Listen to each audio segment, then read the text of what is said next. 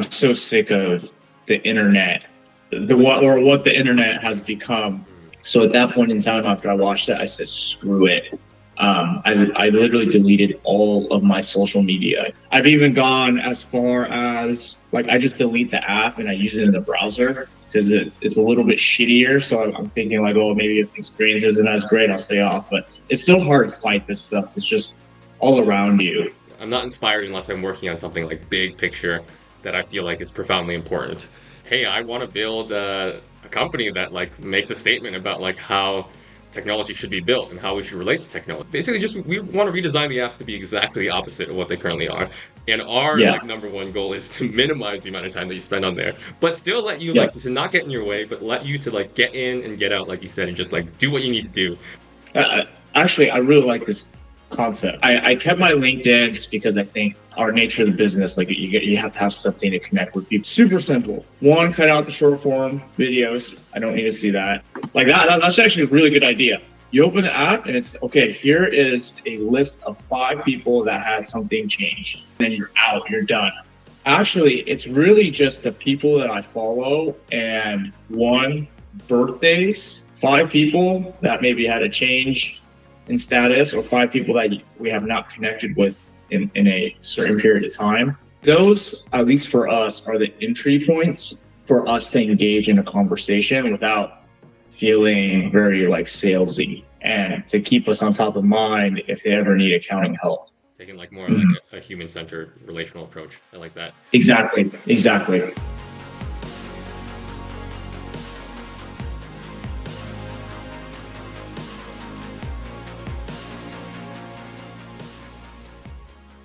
The story of this is basically that I just realized, like looking back on like everything that I've been working on, like the kind of through line is that like I've just been trying to build technologies that I consider kind of like anti-technology technologies, like technologies that are just trying to help people like thrive in the modern world, deal with like information overload, like and just like trying to protect people from a lot of things in the modern world, like information overload, the pace of life. Like email was like about like trying to protect people from like infinite newsletters and spam and like not being able to Mm, prioritize and all this like emotional load of email.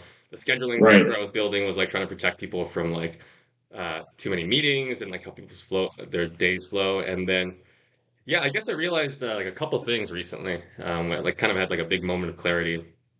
The first thing was that like when I originally went into this, I was like went into this with this idea of like, hey, I just wanted to build something like small, try to do it as like a small team, trying to like literally just try to make like like a little bit of money or whatnot, something profitable.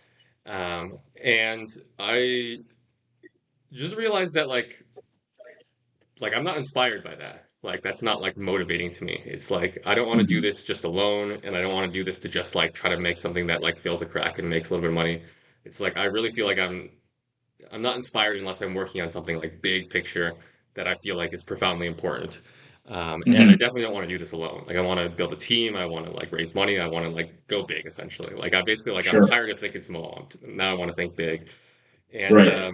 yeah, what that led me to is just the realization that like, hey, I want to build a company that like makes a statement about like how technology should be built and how we should relate to technology that protects us from infinite notifications and infinite messages and social media and overwhelm and all this stuff. And here we are. That's where intention is, and we're just getting it off the ground.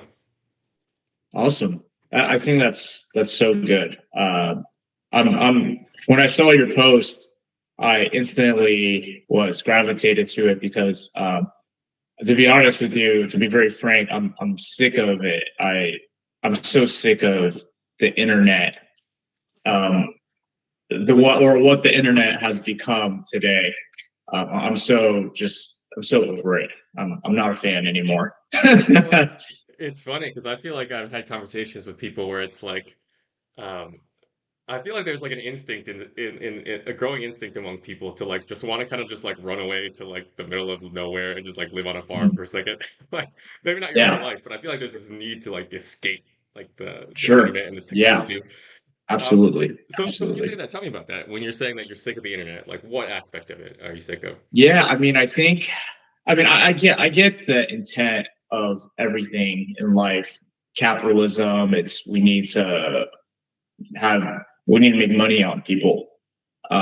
whether that's engagement through clicks, through advertisement, the constant feedback loop, or even instant gratification, um, just to keep you on the phone and eventually send you enough ads where you end up buying something. Kind of, statistics, law of large numbers. If we send you enough, something's gonna click, and we're gonna monetize that. Um, and for me, back in COVID, there was that Netflix show. I forgot what it was called, but it was essentially like, Or no, it was like a documentary. Um, I should have looked this up before I talked to you. But no, anyway, it's it okay. was a Netflix show. I'll find it after. Yeah. And essentially, it was just kind of the whole idea of like how these companies are using your data to manipulate and to profit off you. Mm. So at that point in time, after I watched it, I said, "Screw it." I literally deleted all of my social media. I deleted my Facebook permanently. I deleted my Instagram permanently. I kept my LinkedIn just because I think just our nature of the business, like you have to have something to connect with people, but at least it's more focused professionally. But even LinkedIn has become this like keep you scrolling type of bull crap, So I try to stay off of that, turn off all the notifications, and I check it maybe, you know, two to three times a week just to see what people are up to or message. That's how I saw your post, right? Just, oh, Ray, keeping in touch with Ray. But for me, it's really been just every app on the phone, even like YouTube, every single app, Facebook Marketplace or like OfferUp, like these just, oh my God. It's like the second you download it, you need to go buy something, you need to go sell something, but now it's just like the ads and notifications. So I try to delete these and keep them off my phone and just do activities, try to do activities, working out, playing golf has been, become a more pastime. But when I play golf, I throw the phone in the bag. I don't wear a smartwatch. I just try to stay off of it. My buddies, they have the golf app and it's like telling you, the distances and stuff, but those also give you ads, you know? Um, so they're like, oh, you should download this app, it tracks your handicap where you can see, how everyone else is doing. I'm like, no, like that's like the whole point of me coming out here is to like get away from that crap, you know. So yeah, that's kind of where I'm at. So well, yeah, again, when you posted it, I was like, oh, I should talk to Ray because I feel very I'm so over it. I'm not a fan anymore. Yeah. Yeah, yeah. And I love that you're like, able to like disconnect and just play some golf. And I feel like one of the things that I'm really about is like I feel like in the modern world we need more like quiet moments of reflection. Is like something I made a Mhm. video, that like kind of mentions this as well. But I just feel like, when you're constantly being inundated with notifications, like even if you're like just like outdoors and you're like on this app, it's like we need time to just let our minds breathe in some sense. Like I don't know if you feel that, but like I feel like when you disconnect for a little bit and you just go outdoors and do something, it's like you give your mind time to like marinate and like process your actual experiences. Yeah, absolutely, absolutely. I'm like, I think that's like super important now, more than ever.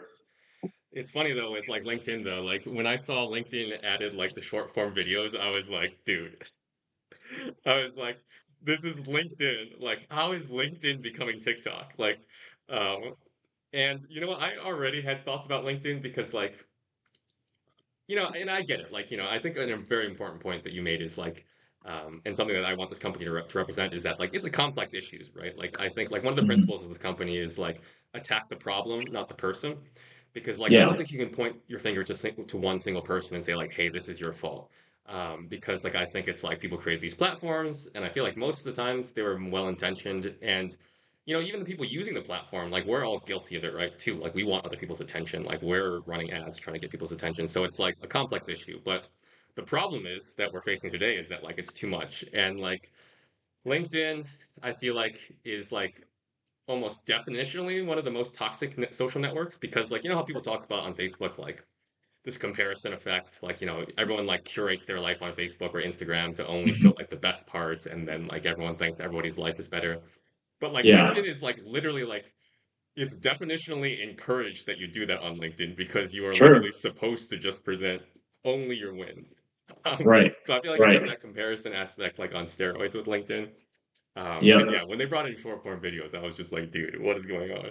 Yeah, I watched one of those. It's like, oh, 9 to 5 as a founder in New York. It was just like, oh, I wake up at 5, I work out, and I drink a smoothie, and then I, go on the computer and close 5 deals. I'm like, this is such horse shit. Yeah. Well, I'm actually curious. So you said that you with LinkedIn, I mean, it sounds like your relationship with it is pretty healthy. Like, do you use it just like on the computer and you just check it like a couple times a week, you said? Or Yeah, so you know, um, for the longest time, I tried to keep it on the computer only. yeah, But more recently, I put it on the phone, just because, yeah, we're trying to be a little bit more engaged on it. So like, maybe I should make it a little bit more accessible. Whether that's been a good decision or not, I don't know.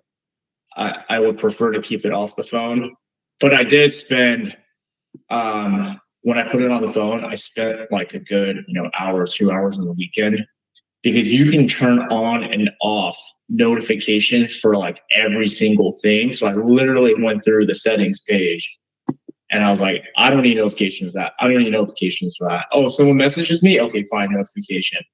Things like that. I kept on by literally, it's like pages of settings that you can configure. I was like, Jesus. So I flipped, I would say like 90 to 95% of those notifications off, but keeping some of the more important ones on. there's probably conveniently no single switch to just turn them all off quickly. They literally make you click No, through every no, single one. no. But then you can't do that, or you Yeah, can turn it off like from the phone perspective. But if sure. someone messages you, you're Yeah, not going to everything's see it. shown. So you have to go through and go one by one.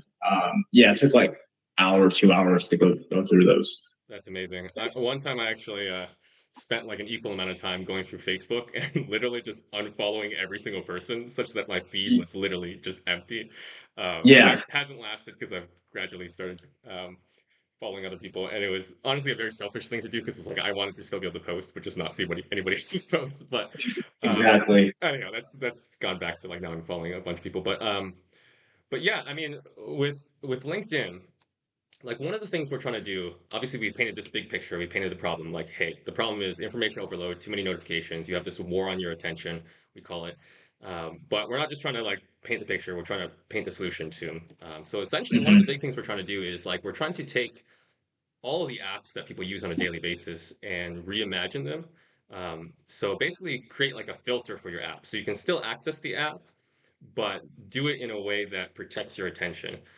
So for example, for like LinkedIn, which is like one of the platforms that I really want to tackle as potentially one of the first, like I want to create a version of LinkedIn that allows you to connect onto LinkedIn without having to see any of the distracting stuff, or at least have control over it. Mm, So mm, if you could reimagine like the LinkedIn app or even the website and design it to work perfectly for you, like what would you want that to look like? I think super. Actually, I really like this concept. Super simple. One, cut out the short form videos. I don't need to see that. Cut out those. Actually, it's really just the people that I follow, and one, birthdays, Hmm, and two, work events or like work experience changes. Because those, at least for us, are the entry points for us to engage in a conversation without feeling very like salesy. sure. Um, where we try to stay in touch with people, one, to let them know we exist and to keep us on top of mind if they ever need accounting help. At least for us, we just need to know what you're doing, where you are, and a event that allows us to reconnect with you. That's Hmm, it for us. Super basic. Don't need to know, how you transformed your, startup business from your garage to a $10 million enterprise. Like, don't care. like don't need to see posts like that. I think for us, it's really just those allows us to stay in touch with people. For sure. So you're actually using LinkedIn as kind of like an outreach tool in some sense. Not necessarily outreach, but like staying connected. So like when people like post updates, do you just like leave a comment on their post or do you kind of send them a message or what do you usually do? I prefer the message Okay. because I think the comments become a lot of noise Yeah. and but at least from my perspective, I notice people will respond to a message. Um, some people, they put a post, 100 people comment on it, they're not going to respond. Sure. For Um, sure. but the message allows us to engage in some kind of conversation or, you know, leads to this coffee conversation or leads to something like this, a quick meeting. Sure. So it's really like you're just trying to nurture that relationship. You're trying to like, you send them a message saying like, congratulations on the new job and maybe like let's catch up or something like that. Like have a Yeah. conversation. Yeah. Yeah, Mm-hmm. nice. Taking like more like Mm-hmm. a human-centered relational approach. I like that. Exactly. Exactly. That's cool. Yeah. So I don't know if that's the answer you wanted, if you wanted more, but I've no, stripped it no. I down mean, to it's bare interesting bones. because like, as I'm thinking about, as we're thinking about how to like essentially redesign these apps to like make them work for different people. It's like everyone's going to have their different use cases for like what they need to see versus what they don't need to see. So you're saying basically you want the feed and just the events. Is there anything else you want to change about the app in terms of like you said obviously you want to delete the short form videos, delete everything else, Mm-hmm. and then anything, yeah, any other ideas or thoughts? I do like I do like the connections. Um, Let me think. Let me open it up real quick. Let me take a look. Um,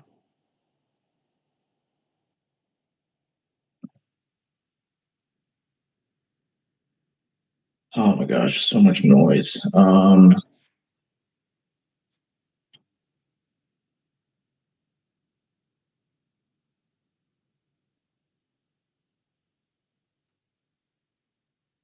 Hmm.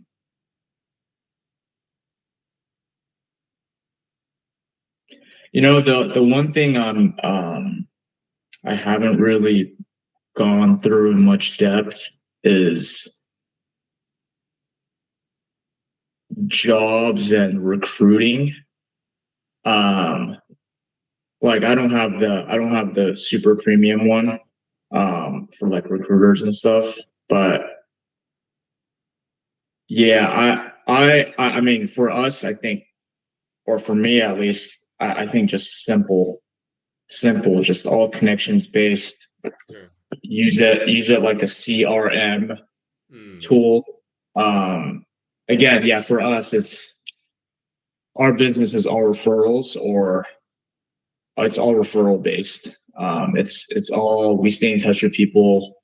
We we stay connected with audit partners. They're the ones that primarily refer us work. So it's really just stay in touch with people.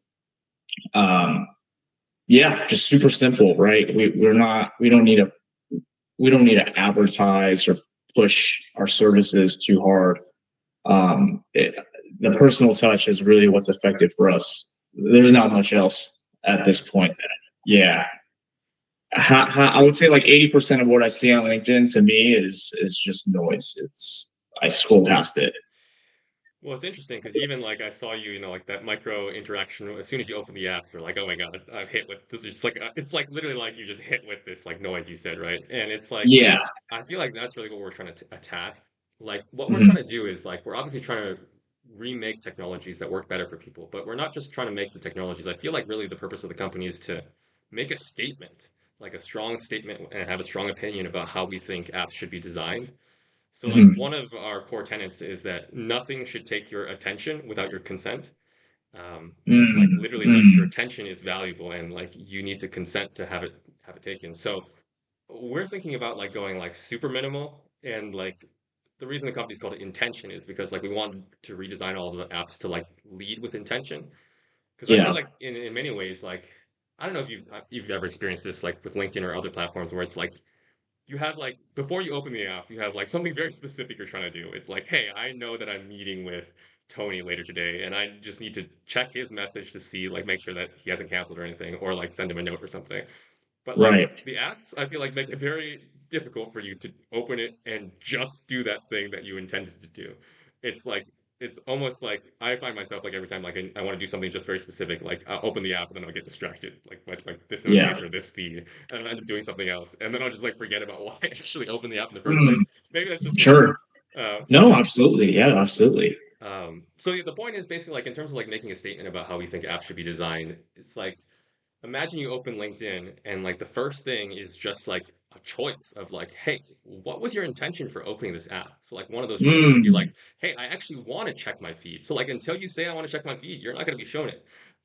And like even within the feed, like rather than like one of the things we're really trying to go to war against is this idea of an infinite feed. Like the idea that you can just right. infinitely scroll and there's no endpoint is like we think is like just not a good thing for people at all. Like we want to create a curated feed that has an endpoint, so that literally you get your little digest for the day, and then you literally reach the end of it. So that's one aspect. And then the other aspect is going back to like that. As soon as you open the app, it's like, what do you want to do? You can check their feed. The other is like maybe you want to like send a message, and we want to give people the option even within messaging. Because even messaging, I feel like can be distracting because you open your messages and then you see all the messages, and it's like you have like these like 200 kind of like perpendicular conversations like shown to you at the same time, and that can be distracting as well. So it's like even with messages we want to make an interface such that you can like if you want to go in and just surgically say like, hey, I just need to respond to this one person, you can select the person and go straight to a specific message without seeing any of the other stuff. So Mm. I like that. that's like painting a picture of like what we really want to create and what the kind of I statement we want to make see. about technology. I see. Okay. Okay. Understood. Understood. So with that, now with that context, I think like something that would be really good for us. Our intention when we open LinkedIn or when we open up HubSpot is to try to touch a few individuals, whether that's every day or once a week, right? We don't, we have our day jobs. We can't, reach out to 100 people a day or reach out to 100 people a week. It's just not feasibly possible. Maybe even if you messaged 100 people, like good luck trying to meet them. It's not going to happen. Um, so I really like that idea. Our true purpose of opening LinkedIn every day is to see 5 people that maybe had a change in status or 5 people that we have not connected with in a certain period of time, and to just reach out to those 5 people. Like that's actually a really good idea. You open the app and it's okay, here is a list of 5 people that had something change. Okay, cool. Those are the 5 people. It takes you to the next screen, and these are the 5 people that you send a quick message to, and then you're out. You're done. You don't even touch the feed. I would love something like that. That'd be like so good. Oh yeah, man. Because And again, like yeah, what you said, like just getting in and getting out. Like that's yeah, exact. So like it's funny. Like again, like that's why I feel like so much of this company is about like yes, we want to create useful technologies, but it's really about like putting an opinion out there because like an opinion that's essentially just going basically just we want to redesign the apps to be exactly the opposite of what they currently are. And because like right now mhm, every app is designed to maximize the amount of time that you spend on there. And our yeah, like number one goal is to minimize the amount of time that you spend on there, but still let you yeah, like to not get in your way, but let you to like get in and get out like you said and just like do what you need to do and then peace out. Like just like yeah. so that you can just go in there and yeah actually like execute on your intention. I agree. I agree. I mean, same thing with X. Like X, I created an X account just because a lot of the companies that I'm investing in, I follow. It's a really good medium to follow them. But the one thing I do like about X, I'll give them credit for, is they've kind of separated the for you versus the people you follow. So I try to stay on just the ones that I follow Mm, because it becomes a much shorter feed. If you mm. limit the number of people you follow, So does that the feed feed becomes actually shorter. does it actually end? That feed actually has an endpoint? I mean, no, I mean it goes, but you can tell kind of like, oh, I've seen that already. Got it, got it. Versus well, the second you go to the for you, then becomes the algorithmic, Sure. you know, take your interest, start feeding you a bunch of other crap. And instinctively, I try to. I try to stay on the people you follow, but instinctively you always kind of, when you finish your feed, oh, I want more. You click on that one, and then you're on there for another 10, 15 minutes. I wish I could just take that cut off. Sure. Uh, but I will give them credit of giving us the option of, hey, if you want to just focus on the things that you follow specifically, boom. I like that they give the option, which is I think like a step in the right direction, but they still kind of leave the door open for the infinite scrolling on the other side. For sure. Yeah, no, X has done some like pretty innovative things, but like with like the community notes and all this stuff. But like, Mm-hmm. um, but yeah, I actually don't use X that often. But so I didn't even realize that there was a distinction between like the for you and the relationships. So that's pretty cool. Mm-hmm. Mm-hmm. Um, but yeah, I mean, so what other apps do you use? So LinkedIn, X, is that it? You said you deleted everything Link, else, or LinkedIn X, YouTube. I don't know if you count that as one. yeah, it would count. The short form. I mean, the short form is like they just throw it in front of you and just find yourself on it. I try to stay off of it.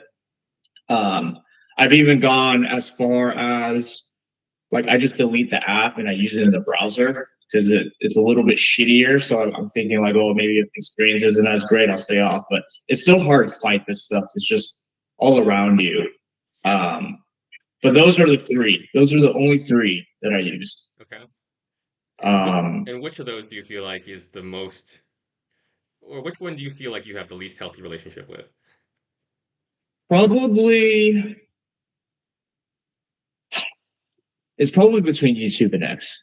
Yeah, okay. Because LinkedIn seems Yeah, like it's pretty professional. It's like you're in there doing things. yeah. There's not. I mean, YouTube.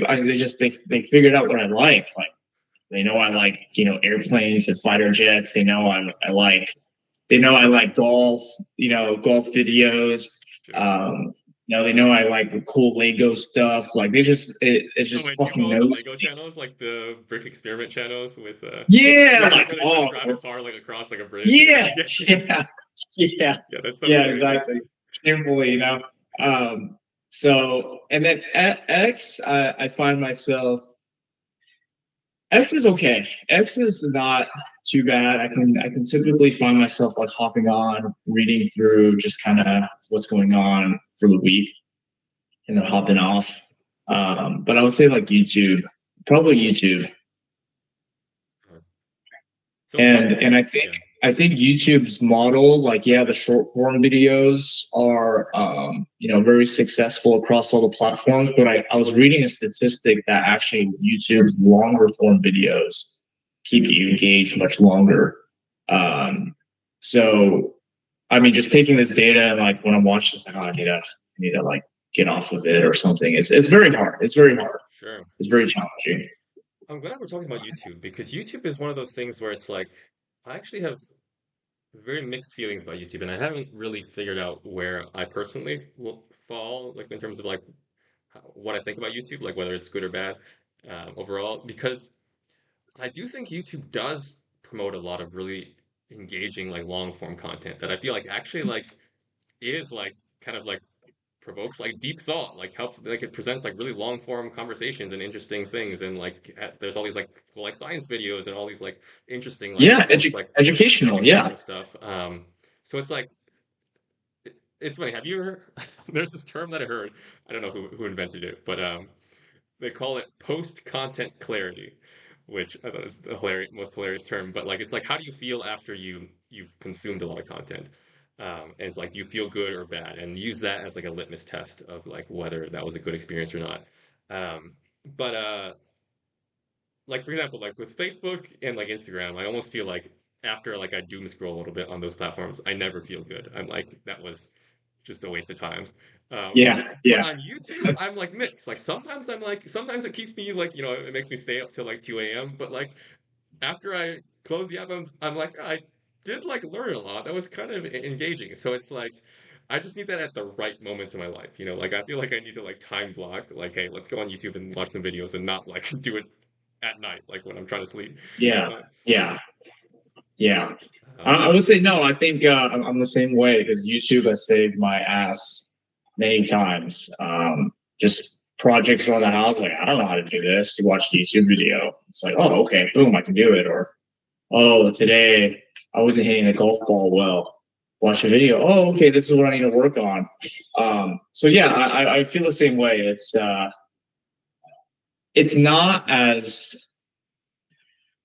yeah, it's I don't know. I don't have a strong opinion on it, but I definitely think could I spend less time on it? Sure.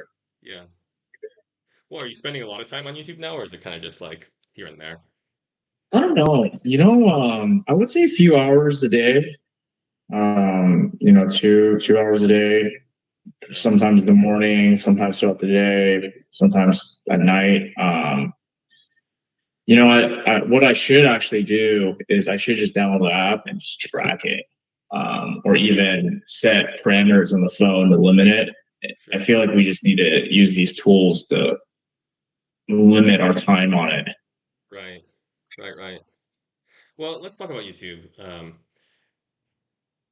Well, I mean, if you don't mind, I'd love to ask the same question about like YouTube as I did with LinkedIn. It's like, how could we remake YouTube?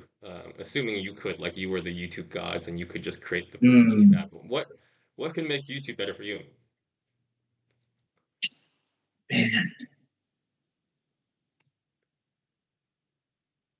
That's a hard question. So, I know, I know, I know. I mean, the lazy answer is just the limit. yeah, Limit the availability and accessibility. Um, I mean, I would cut out the short form yeah, because I think that's the hook. That's the bait and the hook. sure. You hit a few short form, and then you end up seeing something that maybe piques your interest, and then you go into long form. Is kind of the trend that I see. Mm, Um, yeah, I really just think can we just limit it? sure. Like, oh, you've hit your I mean, almost treating all of us adults as children, like, okay, you hit your five a day. Or it's like, okay, you get one informational, Sure. one, maybe it's a golf one. But even golf is overwhelming because like every video, it's like, oh, you need to work on this, or you need to work on this, you need to work on this. Or if we do this for 5 minutes, you do this for five. It's like, dude, like, not possible. Um, so it's almost like, okay, you get one educational one for the day, you get maybe one golf one, but at least for me, it's like, okay, you are working on this. So this is the only type of video you get. Mm, It reinforces the same concept over and over again. Instead of one day it's this, one day it's that. And then you're just like, I don't know which one. Um, and then, yeah, I would almost think just kind of continuous. If it's educational focused, it's every day. It's another video that reinforces the same concept for a mm, certain period of time. I think that would be really helpful because right now it's just kind of shotgun. Like, here's a yeah. bunch of videos on golf, or here's a bunch of videos Yeah. on, whatever. Like, it's just, yeah, it's too much. Are you spending, when you're on YouTube, are you spending most of your time on the shorts or on the long form videos? I would say maybe 50-50. 50, okay. Like you said, you Yeah. said you scroll through the shorts and then you find something that piques your interest and then maybe you go look at a long form version of it. Hmm. Hmm. Yeah, it's Hmm. interesting because when you talk about like this focus of like, hey, like I'm working on this golf technique right now, I'm learning about this concept right now. Um, or even like, like if you just have like something mindless, like I'm not like against like just like a mindless break as long as it's like No. contained. It's like sometimes we just need to decompress. Yeah. But I was having a conversation with somebody else who talked about just getting rid of the suggested videos on the side of like what they're watching. And like I had until that moment, which just sounds so stupid, right? Because I've been thinking about this, like it had not occurred to me how much like the suggested videos were also a distraction because it's like that's kind of like an entry point into like, oh, it's like the one last video effect, right? It's like, it's hard for that video to be the last video when you see like these other like five other golf techniques like on the side, right? That you're like, Yeah. maybe I'm relevant to this. Yeah. Um, so yeah, like finding ways to like limit the amount of content, curate the content to what you're actually working on, and then create those stopping points so that yeah, there's not these like other temptations, right? Like, like Yeah. on X you mentioned like that for you is always like there hovering, kind of like putting the cookie right there in Yeah. the corner, right? And then like YouTube, like the suggested videos are like those temptations, kind of like yeah, I guess like it is kind of like treating like adults as like big children and just being like, listen, we know like, we're just gonna try to make it easier for you, right? To actually like relate to the devices, like to the apps how you want to. Yeah, yeah.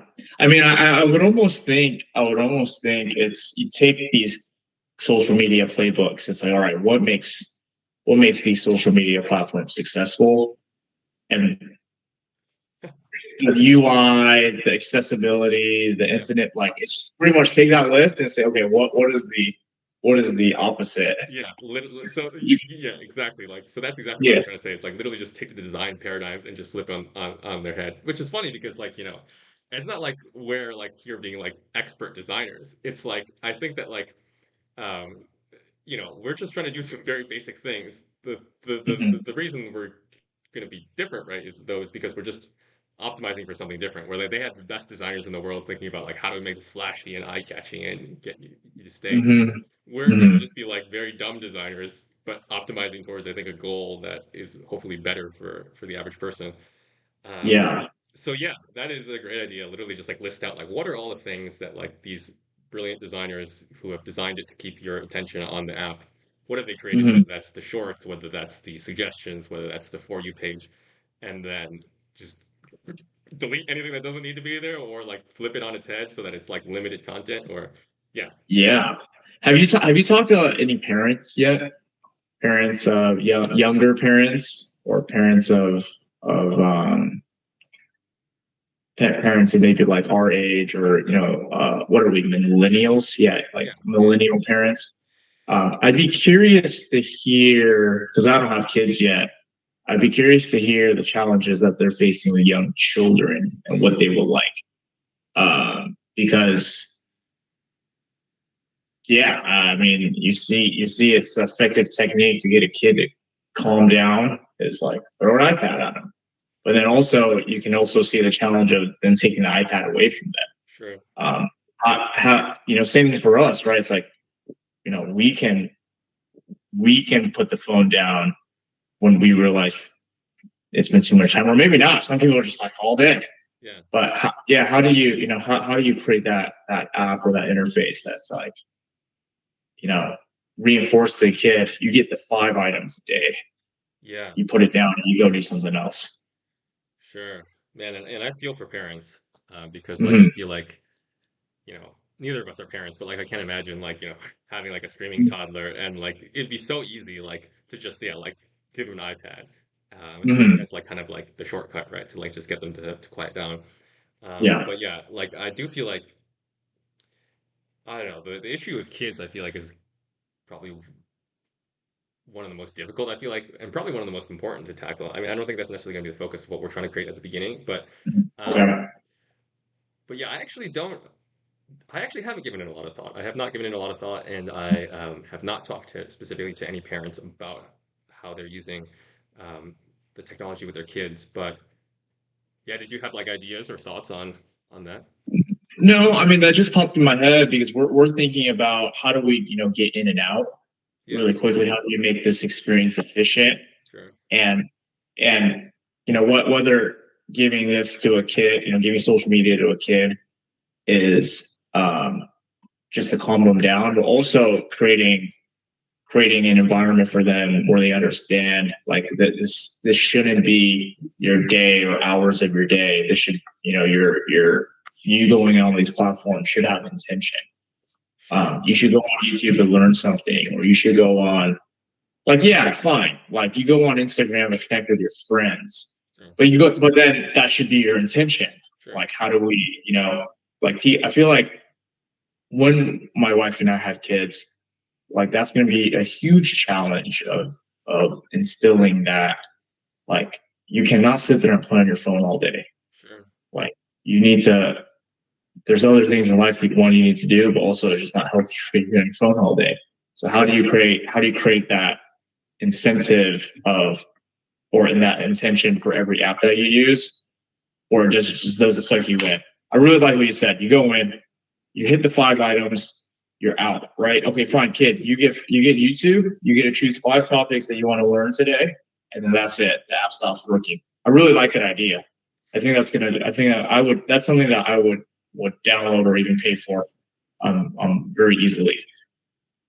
Yeah, yeah, man. I'm actually curious. Like, so as your kid, as you and your wife have been talking about having kids, have you had conversations about like what you think you want to create as those guidelines for like Not this yet. kind of Not theoretical not thinking? Yeah, yeah, not yet. But it's something like, at least for me, yeah, I'm just I, I'm just not a fan of the phone.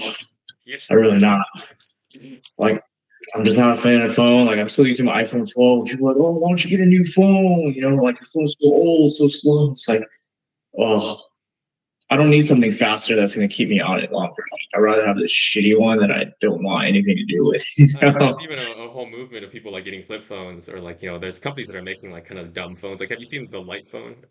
Yeah, Yeah, yeah. yeah, Like, there's some cool stuff.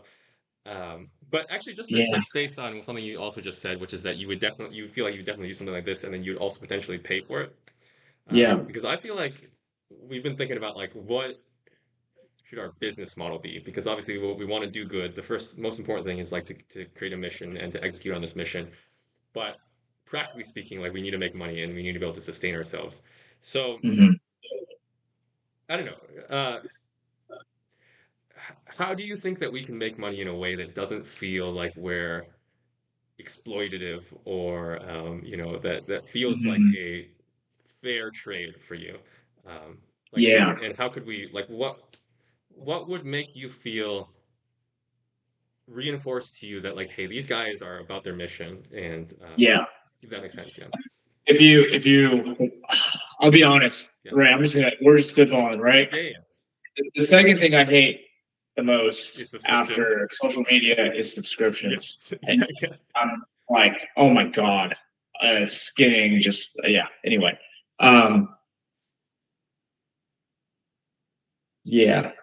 If it's a subscription, I would feel less inclined to pay for it. I'd rather pay, $50 up front. Maybe that's too much. I don't know. I haven't really thought about it, but Sure, sure. one time upfront cost, one time upfront cost, maybe 2 3 years of support, and then you can pay, again for another update or something. Sure. Um, like, I'll give you an example. One of the apps that I use, one of my favorite apps on my Mac is this app called what's it called here? Clean Shot. Okay. And the thing I like about them is, at least when I bought it, it's you can pay for the subscription model, but you can also just pay one time upfront, and I just really like that about it. And you get updates for a couple of years, and then I think they require you to maybe pay again at some point. Mm. Um, but it's just like it's nice these days to have some sense of ownership. Mm. Uh, like, this is mine. I'm not Right. I'm not hooked to this endless machine of paying. Did you watch Black Mirror? I actually am very under the rock when it comes to like Netflix and shows. I feel Okay. like literally everyone keeps talking to me about like different Black Mirror episodes, but I haven't seen any actually.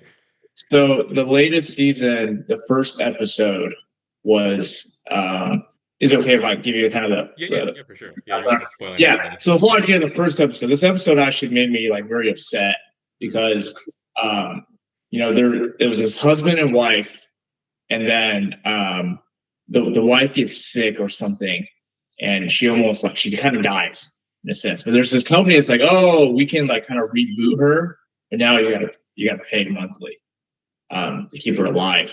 But then they started adding these layers like, oh, well, we'll keep her alive. You have this basic tier, so you can only stay in this like 10-mile radius. Oh, okay. You can upgrade this next tier that expands your radius or whatnot. And then they started, it was just kind of like everything we live in. Then it's like, oh, randomly, you're having conversations with her, and then she just blurts out an ad. Dude, what? Uh, yeah. So they're, oh, you're gonna pay for the next tier, Oh my which is the God. adless tier, right? So I was like, Dude. I mean, it was very dramatized, obviously, Yeah. very extreme. But again, it just goes back to like, this is like, if the whole intention is to improve life and get away from the things that make the current platform so successful, Mm. if it's a subscription, it's like, all right, it just feels like it's just another one of those. Yeah, and honestly, I feel like, there's gonna be a lot of challenges to this, and I'm actually excited about it Sure, because, like, I think that we're trying to do something like that. I feel like, in many ways, feels like a lofty, kind of somewhat impossible goal. Like we're trying to go head on with like social media and be like, yo, we're just trying to recreate these experiences. Um, but I'm excited about the challenges, and one of the challenges I feel like is going to be like, how do we sustain in a way that aligns with our mission? Because the subscription model is like obviously appealing from a company's perspective for like a lot of reasons. sure, Um, sure. I'm uh I'm curious about this idea that you talked about with when it comes to ownership. So can you talk a little bit more about what you mean like by feeling like you have a sense of ownership of the app, like just being able to download it and just buy it and just have it for life? Is that kind of what you're talking about? Yeah, yeah. I mean, I grew up in the age where you buy Microsoft Office on a CD, you Sure. plug it in, it's like, all right, it's on your computer for until you throw that computer away. Um, you buy your house instead of renting, and you feel like you can do all these projects to it because it's Hmm. yours. Um, the sense of for me, the sense of just this is mine and it's mine. Um, I don't know. There's some kind of intangible Yeah. feeling It's like there's not this that thing hanging over your head, right? Like with a subscription, it's like you always know in the back of your mind there's this thing hanging over your head that like you have to keep paying. exactly, Um, exactly. You pay it fine. It's a little bit more expensive up front, but it's yours, right? And I feel like for something like this, it would feel a lot better of I bought this as an investment for my own life sure. versus if I stop paying, my life gets worse type of deal. Yeah, it's exactly like that Black Mirror episode, right? Like it becomes you become dependent on it. So it's like you have this Exactly, dependency. exactly. Yeah, interesting. So it's odd though because like where my mind goes is that like in some sense like well, I mean, I don't know. I feel like there's two ways to like think about ownership. One is like ownership in the sense that like you own it, you paid for it, and then it's just yours, and you can use it for forever. Like you own the actual software. The other sense of Hmm. ownership is actually, and maybe this is a stretch, but like kind of like the sense of like owning a stock in a company or like being part owner of like when you buy a stock of like Hmm. Wendy's or whatever, you technically own part of Wendy's. Sure. Um, Yeah. and in some sense, I almost feel like that's kind of what the subscription model in its like highest, most idealistic form is supposed to be. It's supposed to be like instead of having this transactional relationship with the company, you have a relational, you have like a relationship with the company. So like you continue to give money, and the idea is that the company continues to improve the product. But I Mm, feel like it mm. definitely doesn't feel like that right now. Do you know what I mean? But Not it's for like me. I almost feel like, and again, like this is probably a stretch, but is there some area in the idea of ownership that would make you feel comfortable if you felt more like an owner, not necessarily from like a financial perspective, but that like you felt like you could control the direction of the company.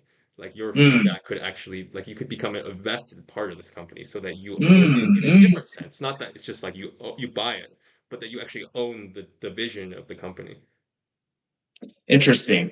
Yes, absolutely. I think if I were in your shoes, I would almost market something like this as an investment.